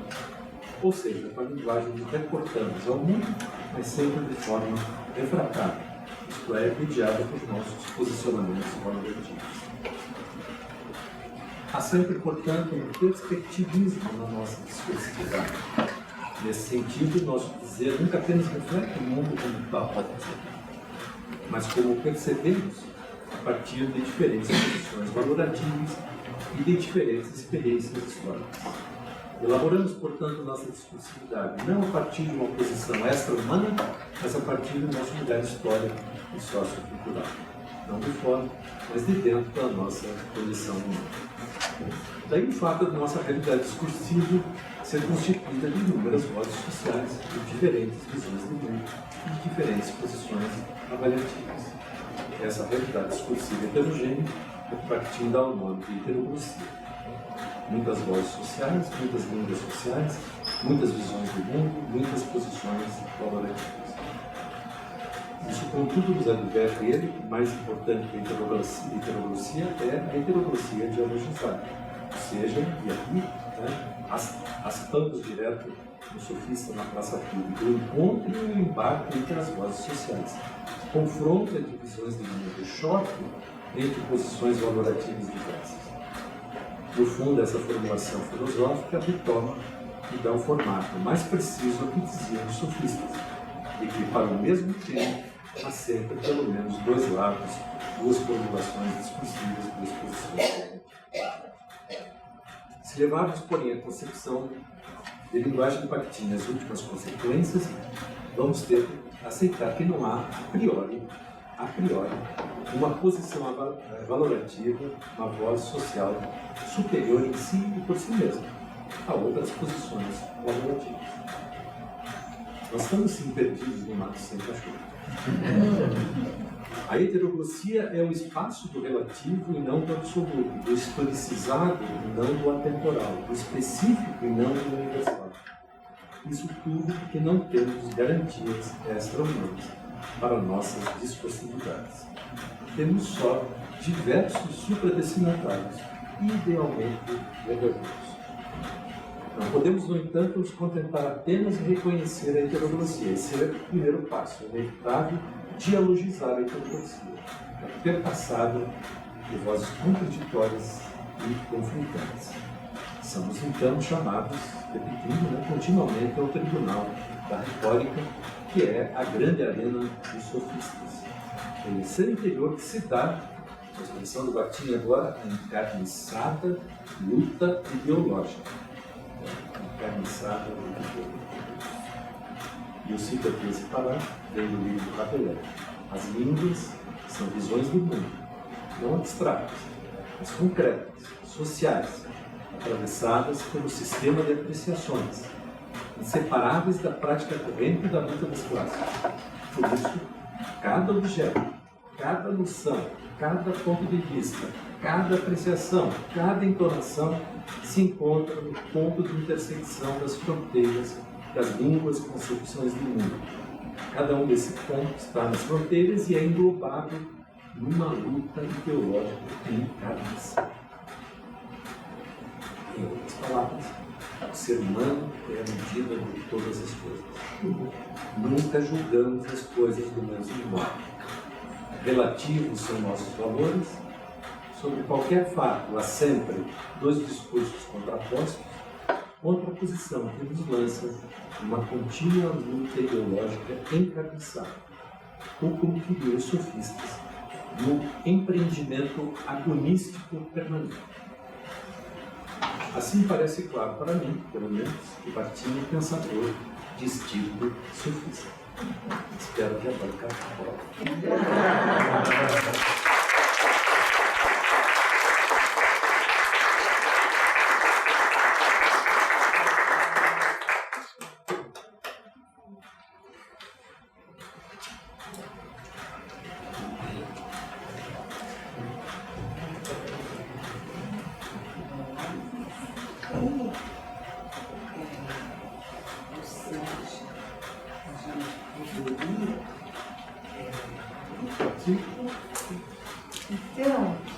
a palavra com a mão. Então agora, né, todos aqui, quem quiser, é um momento de dialogar com o professor Faraco, né, a partir de questões filosóficas que nos tiram do nosso lugar de sempre e nos colocam no lugar da reflexão e do desassossego, não é? Pelas questões colocadas. Então, a palavra também. Depois do Bolsonaro, do Pablo Marçal, o Bakhtin ficou para mim a luz da inspiração. Para entender o mundo, minimamente, né? Entender o mundo. Professora Sandra. Primeiro, parabéns, né? Porque o texto é maravilhoso. Mas duas questões, assim, me intrigaram um pouquinho. O dialogismo, a gente vê no Bakhtin que ele é inerente à linguagem, né? Mas aí tem um momento que o senhor falou, que citando o Bakhtin, né? Que essa esfera do dialogismo ela é extremamente frágil. Se tiver violência, acabou o dialogismo. Se tiver uma autoridade, acabou o dialogismo. Aí a minha dúvida é, dialogismo, eu acho que a gente não pode pensar exatamente como diálogo, certo? Né? Aí seria o princípio democrático, acabou, né? Nada da violência, nada da autoridade. Essa é uma questão. E a outra, dessa questão do terceiro como um supradestinatário, eu pergunto, esse supradestinatário é concepção de mundo, visão de mundo, certo? Ou eu entendi errado, né? Seria essas duas coisas. O supradestinatário não seria propriamente uma visão do mundo, né? Seria um elemento que você assume como alguma coisa que dá sentido ao mundo. E dá, portanto, sentido àquilo que você diz sobre o mundo. Né? Então, eu fiz uma brincadeira com os nossos alunos lá. Você é racista? Não, não sou racista. Mas por que você não é racista? A primeira resposta, porque Deus nos criou todos iguais. Não é uma resposta? É uma resposta. Né? Outra resposta, eu não sou racista porque a natureza humana é igual para todos. Agora estou falando da natureza, né? Um discurso mais voltado para a ciência. Né? Nós podemos até discutir aí os levantamentos de DNA da população humana, né? Você tem coisas muito interessantes sobre isso do ponto de vista da natureza. Você é racista? Não, não sou racista. Porque a Declaração Universal dos Direitos do Homem, ou dos seres humanos, defende a igualdade entre todos. Então aqui já é o outro discurso, né? O outro terceiro que eu estou chamando é o terceiro de um ideal de universalidade que nós construímos historicamente, porque não existe o ideal de universalidade, certo? Então, nós transferimos para uma declaração como essa muitas das nossas decisões. Você é racista? Não, porque eu amo uma pessoa negra, né? Por exemplo, um branco falando, eu amo, vivo, convivo, sou casado com uma pessoa negra. Aqui já é outro terceiro, né? Porque os afetos nos orientam nas nossas decisões e nas nossas cosmovisões, certo? O racismo sim, e o não racismo sim são cosmovisões. Agora, o que lastreia cada um desses discursos é diferente. Vejam que Deus pode rastrear os dois, lastrear os dois. Se você voltar à história da África do Sul, a Igreja Reformada Holandesa lia a Bíblia de uma forma que estabelecia uma hierarquia entre as raças entre as etnias. Né? Por isso, os brancos estavam no topo e os negros estavam lá embaixo.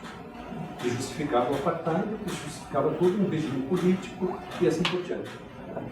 Então, veja que o mesmo supradestinatário pode sustentar os dois. E o outro aspecto que você levantou, sim, a dialogicidade, ela é da linguagem. Por isso mesmo, né? Pelo fato daquilo que os sofistas diziam, nós não julgamos as mesmas coisas do mesmo jeito. E tudo que nós julgamos, que nós expressamos, que nós avaliamos, tem uma materialidade semiótica, ou verbal, se nós quisermos. Daí o fato da linguagem ser estratificada e ser necessariamente dialógica. Agora, essa dinâmica da dialogicidade, ela pode haver esforços para bloquear, né? Para bloquear. Então, quando o Bakhtin discute lá a voz da autoridade e a voz internamente persuasiva, é um lugar em que essa questão está posta. A voz da autoridade, o que ela é? Ela pede a subordinação absoluta. Você acolhe aquela palavra e pronto. É um monumento técnico para você. Isso aí significa o quê? Interromper a dialogicidade. Se você aceitar a minha voz como uma única voz, pronto, acabou a dialogicidade. Né? Não sei se esclareceu aí a questão. Por isso que ele diz que a violência ou a voz da autoridade podem afetar a esfera dialógica da palavra, o funcionamento dialógico da palavra. Mas, claro, vai afetar a dialogicidade.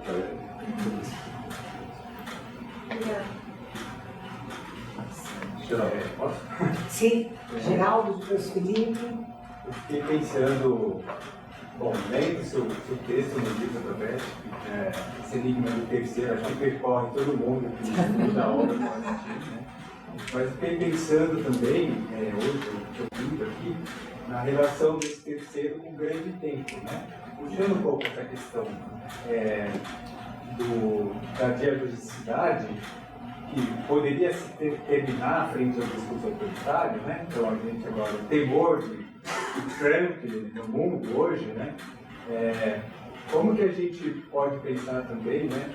Essa relação do terceiro, esse terceiro do grande tempo, que eu acho que ele sempre vai estar presente, isso é uma coisa. E também esse terceiro na própria classificação que o Bakhtin vai fazer dos gêneros, né?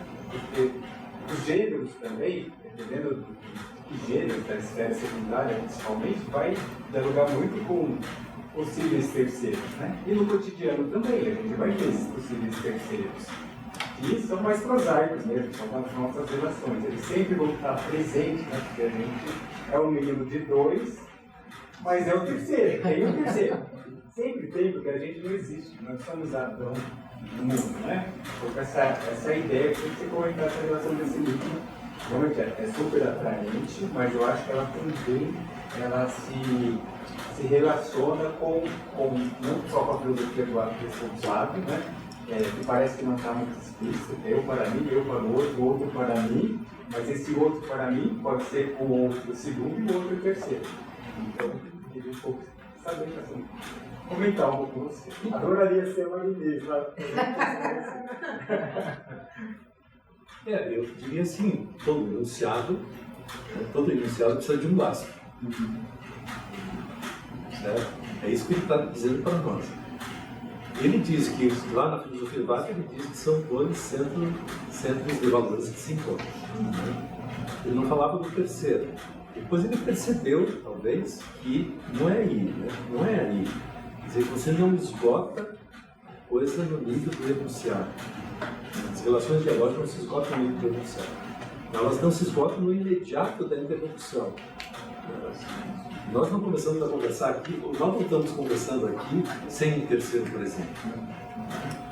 A filosofia está aqui, o Bakhtin está aqui. Nós todos somos leitores, estudiosos, e nós temos um consenso, né, que ele é uma referência para nós.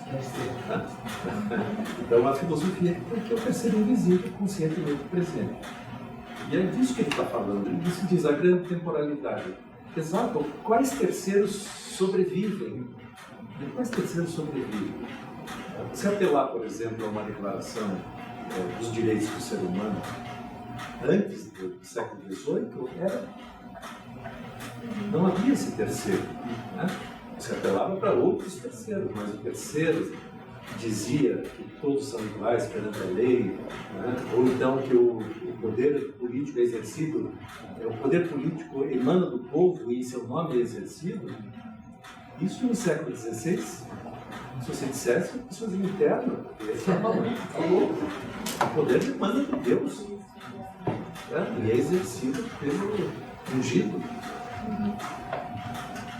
Veja, na grande temporalidade, esses terceiros também foram historicizando e se alterando. O fato que você apela. Se apela à ciência hoje para nós apelar à ciência, apelar à ciência é um sine qua non, né? Para tudo? Não, para tudo não. Eu cito o Heidegger sempre com o pé atrás, mas eu gosto muito das coisas que ele diz. Uma das coisas que ele diz é: quem é que sente a minha dor? Certo? Então, a ciência, apelar à ciência na minha dor, não adianta. A minha dor de alma, apelar à ciência, não adianta. Temporariamente, talvez, tomando aí mas ela resolve, não é? Então, a ciência é o nosso terceiro para tudo e absolutamente não. Isso seria um síntese, seria um síntese inaceitável para nós. Mas é uma visão de mundo, não é? A ciência é a última palavra para tudo. Eu sempre gosto de citar um exemplo de um debate que eu assisti. O médico especialista em reprodução humana, alguém perguntou para ele: mas a ciência está chegando perto de você poder decidir como que você quer o feto humano. Né? Se quer com olho azul, loiro. O que o senhor acha disso? Se a ciência permite, está eticamente permitido. Então veja como nós aceitaríamos uma discussão dessa assim? Não. Vamos discutir o outro esquema. Terceiro, para nós, seria louco. A ciência estaria, inclusive, sob júdice aí, se nós apelarmos para o outro terceiro. que faça sentido para nós. Para ele não faz sentido. Não faz sentido. Então, esse aspecto da grande temporalidade, eu acho que é interessante você pensar na medida em que os terceiros vão sendo trocados, vão mudando, vão tomando outras configurações.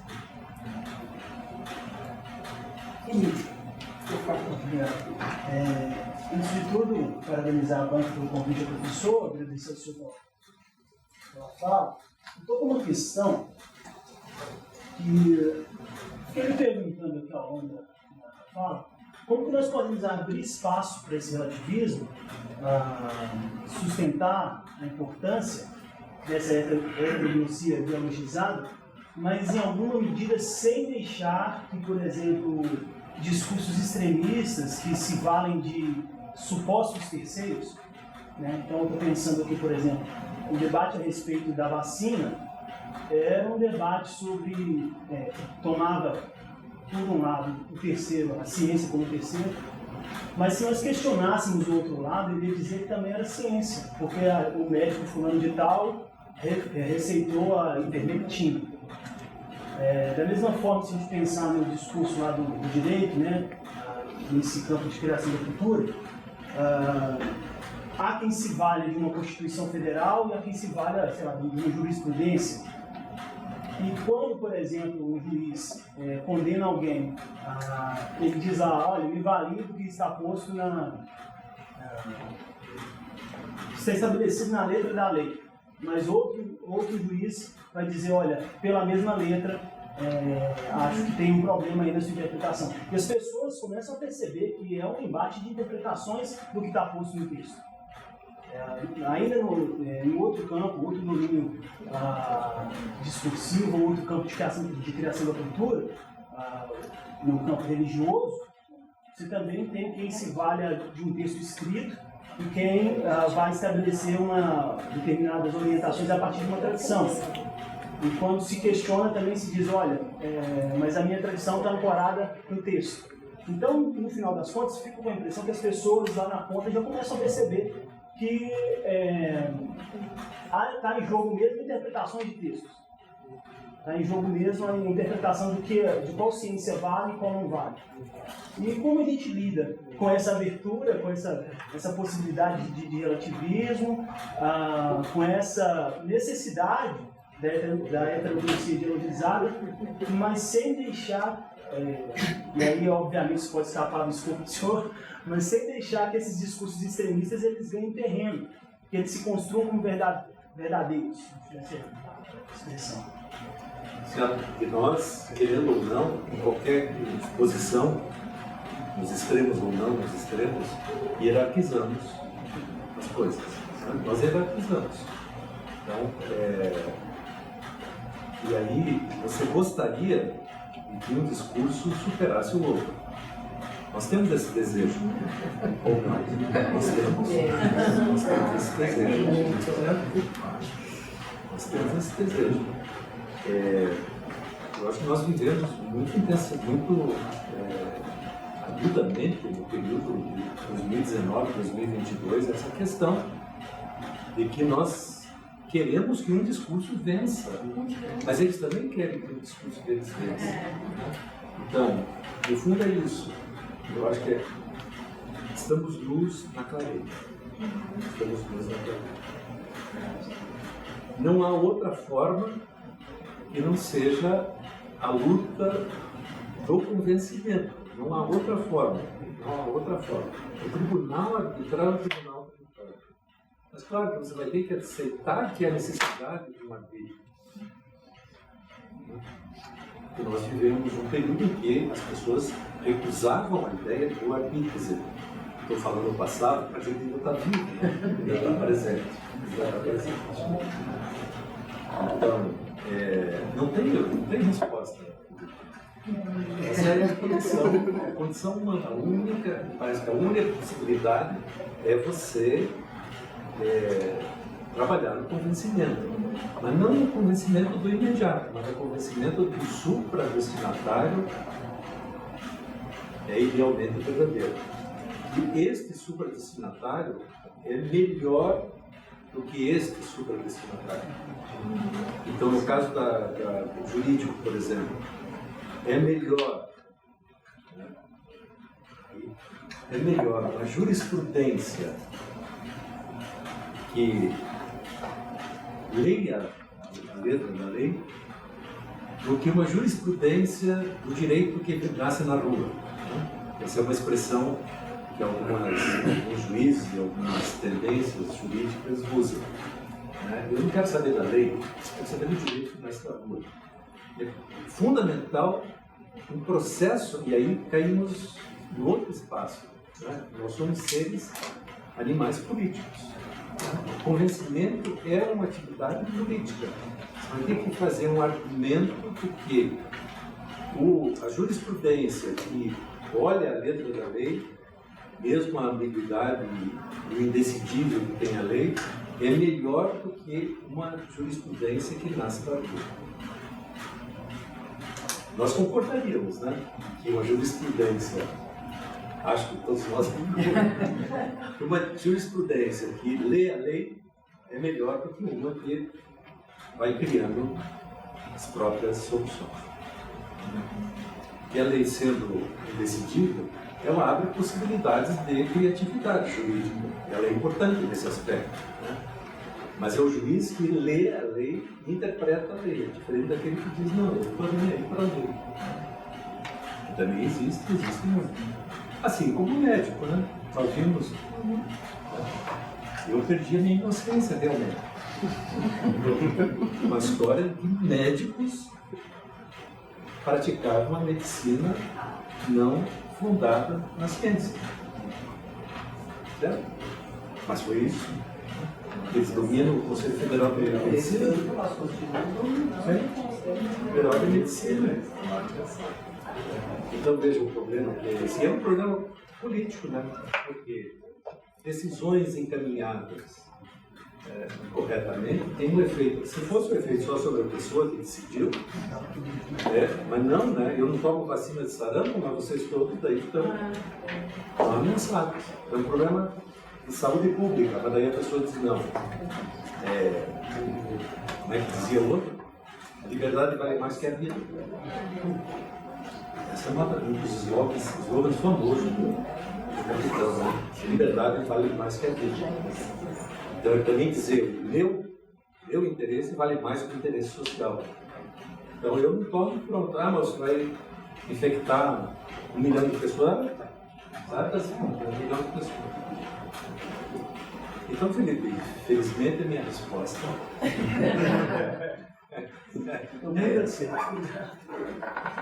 Eu posso essa imagem do Heidegger também. Estamos nus na clareira, estamos nus na clareira. Eu não vou fazer uma pergunta, não, porque eu acho que é difícil.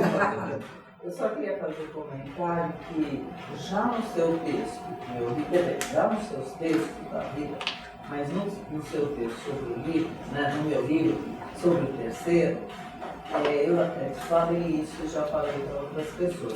Você mexe com a gente, eu fui lendo e pensando, mas aonde que nós vamos chegar? Uma vez, 2 vezes, 3 vezes. E aí você dá o exemplo, né? Então, quando você concretiza, né, aí a gente relê o texto e você realmente, naquele momento, deu um passo adiante na nossa reflexão sobre o terceiro, o enigma do terceiro. Acho que hoje você mexeu com a gente de novo, né? Além das perguntas, né? É uma coisa assim que você vai anotando, mas que vão voltando coisas. Então, a ideia do relativismo é uma coisa que nos pega a fundo. Por quê? Pega muito fundo. Porque eu me lembro de ter ouvido, de ter pensado, acho que já ter falado, que nós não vamos considerar o latim pós-moderno, porque no pós-modernismo, né, no pós-moderno, você tem o relativismo como um princípio. Então nós vamos considerá-lo como um moderno. Agora, a partir então, isso, a sua fala mexe com isso profundamente. E também por trazer, né, os sofistas, Então, aquilo que parecia um palavrão, né? Nome feio mesmo, e a retórica, e como você trabalhou. Então, são textos seus, são reflexões suas, que mexem com lugares desse terceiro que você falou, o nosso Martins, mostrando também que nós temos ainda muito a olhar para esse lugar. E você dá exemplos que são muito fortes, né? Então, na ciência, vai pensar na ciência, no século XVI, mas nós, então, como é que ele é o nosso terceiro? Mas a mesma questão da democracia, né?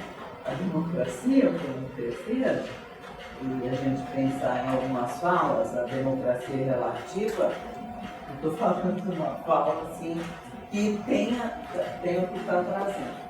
E, então, isso é para pensar.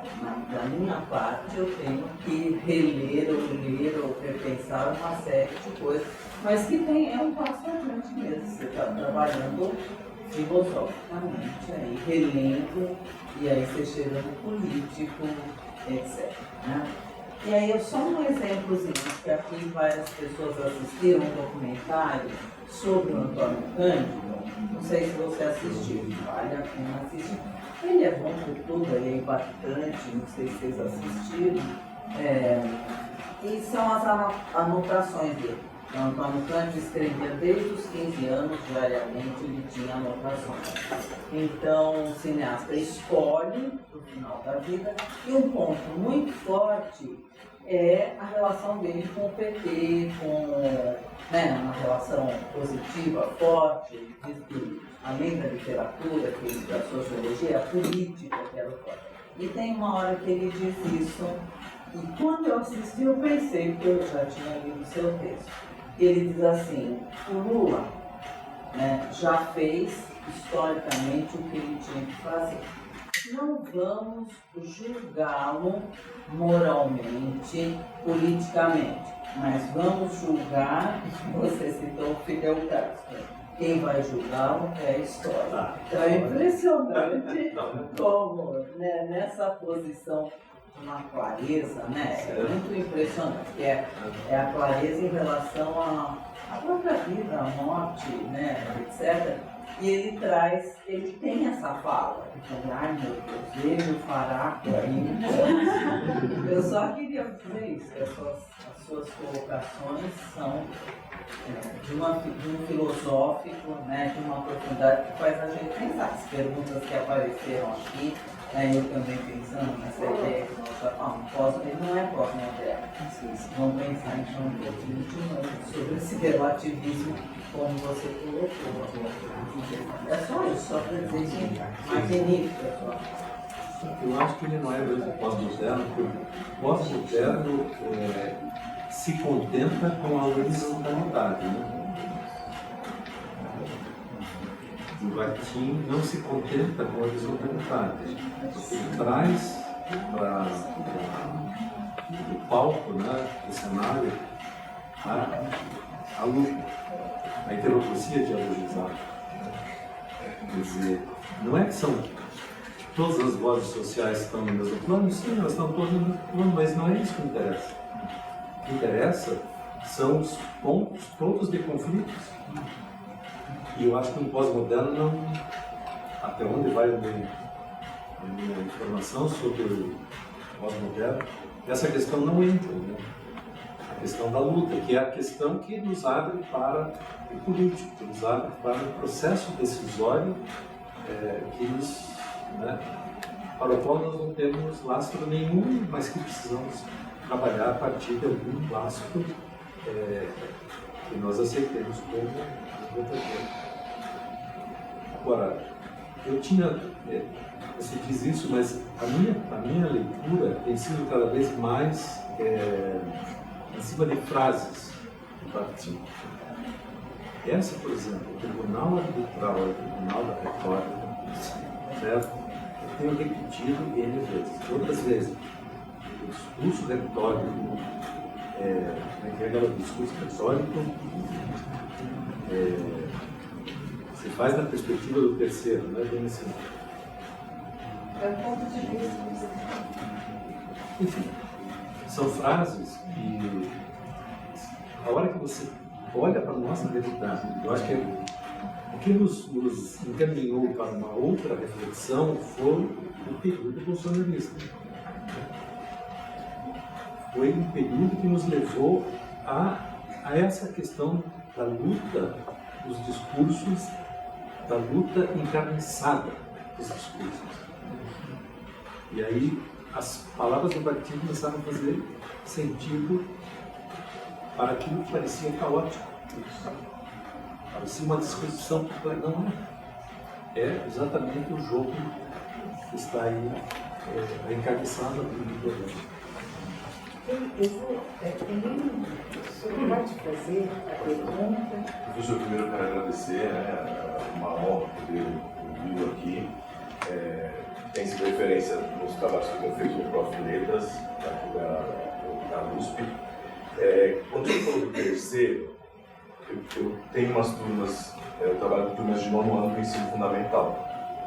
E esse terceiro, eu queria entender se eu percebi a manifestação dele nesse exemplo que eu vou dar. E se, como não tem resposta, né, foi colocado na pergunta do colega que não vamos conseguir uma resposta, mas se a gente conseguiria pelo menos pensar em um caminho. No seguinte sentido, eu propus uma atividade, a minha ideia é trazer diferentes vozes que se manifestam sobre um determinado tema. Né? E o tema era o que você quer ser quando você crescer, que é um tema recorrente, né, que eles escutam muito desde criança. Eles estão na fase de técnico. Nesse momento, fui perguntando um a um, uma turma de 25 alunos, e eles todos associaram o que eu quero ser quando crescer a uma profissão.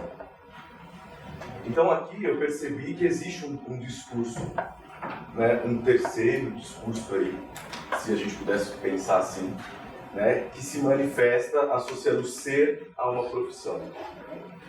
E aí a minha ideia é trazer vários outros discursos, outras vozes, outros textos, poemas, etc., para tentar de alguma forma um caminho de reflexão, né, para quebrar esse discurso. Isso seria um caminho? Eu sou partidário desse teu posicionamento.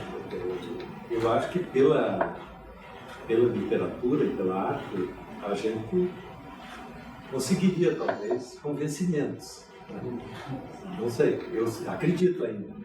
Lendo um belo romance, lendo um belo poema, um conto, e você tem ali espelhos que podem te fazer pensar diferente e mudar o teu ponto de vista. Convencer-se de que as coisas não são exatamente o que você vinha pensando. Não sei se é infalível, acho que não, né? Acho que não. Veja, os nazistas eram apaixonados pela arte. Roubaram a arte pictórica da Europa toda. Porque eles queriam ter as grandes obras sob o domínio deles. Então é um negócio, um animal contraditório demais, né? Mas eu sou desse caminho. Quando fui aluno, eu fui professor de ensino médio, eu seguia isso.